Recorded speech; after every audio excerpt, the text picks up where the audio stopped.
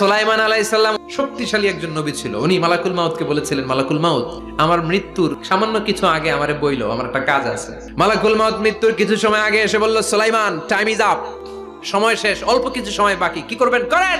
সাইয়েদনা সুলাইমান জিনদেরকে ডাকলো, ও জিনেরা, বিশাল একটা প্রজেক্ট আছে, প্রজেক্টে কাজ শুরু করো।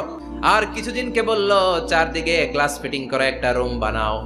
সাইয়েদনা সুলাইমান আলাইহিস সালাম গ্লাস ফিটিং করা রুমের ভেতরে ঢুকলেন। এই রুমে ঢোকার দরজা নাই, হাতে একটা লাঠি নিলেন, লাঠির মধ্যে ভর করে দাঁড়িয়ে রইলেন আর জিনদের দিকে তাকিয়ে রইলেন। জিনেরা এত বদমাশ ছিল, সাইয়েদনা সুলাইমান দাঁড়িয়ে না থাকলে কাজ করতো না। উনি এমন ভাবে দাঁড়িয়েছেন, রুহু চলে গেল, লাশ হয়ে দাঁড়িয়ে রইলেন। জিনগুলো দূর থেকে ভাবলো বস তো দাঁড়ায় আছে।